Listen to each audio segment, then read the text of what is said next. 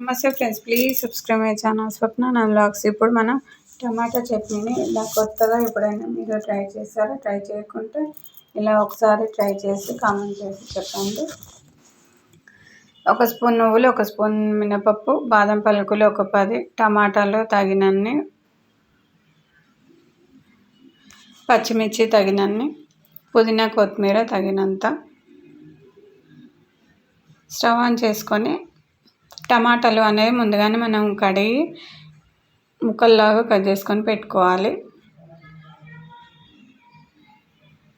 ఒక ఉల్లిపాయను కూడా కట్ చేసుకొని పెట్టుకొని దాంట్లోనే ప్లేట్లో పెట్టుకోవాలి. ఒక 10 టమాటాలను, ఒక ఉల్లిపాయను కట్ చేసుకొని స్టవ్ ఆన్ చేసుకొని ఒక ప్యాన్ పెట్టుకొని దాంట్లో టమాటా ముక్కలు, ఉల్లిపాయ ముక్కలు, పుదీనా కొత్తిమీర, 1 స్పూన్ జీలకర్ర, 1 స్పూను పసుపు కూడా వేసుకొని టమాటాలను ఉడికించాలి. పక్కన స్టవ్ ఆన్ చేసుకొని ఒక ప్యాన్ పెట్టుకొని 1 స్పూన్ నువ్వులు, 1 స్పూన్ మినపప్పు, బాదం పలుకులను వేసి నూనె లేకుండా ఫ్రై చేసుకొని పక్కన ఇలా గిన్నెలోకి పక్కన పెట్టేసుకోవాలి.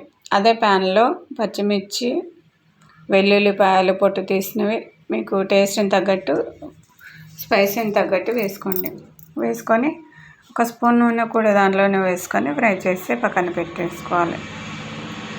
తర్వాత మనం టమాటాలు ఉడికినాయా లేదా చూసుకోవాలి. నీళ్ళు అనేది లేకుండా టమాటాలు అనేది ఉడికించాలి. ఎందుకంటే టమాటాలు నీళ్ళు ఉంటే చట్నీ అనేది టేస్ట్ అనేది బాగుండదు. కాబట్టి మిక్సీ జార్లోకి నువ్వులు, మినపప్పు, బాదం పలుకులు మిక్సీ జార్లో వేసి మిక్సీ పట్టుకోవాలి. తర్వాత పచ్చిమిర్చి, వెల్లుల్లిపాయలను కూడా మిక్సీ జార్లో వేసుకొని మిక్సీ పట్టుకున్న తర్వాత మిక్సీ పట్టుకున్న మిశ్రమాన్ని టమాటా ముక్కల్లో వేసి ఇలా కలుపుకొని నీళ్ళు లేకుండా ఉడికించి స్టవ్ ఆఫ్ చేసుకోవాలి. తర్వాత బాగా చల్లారిన తర్వాత ఆ టమాటా ముక్కల్లో ఉన్న టమాటా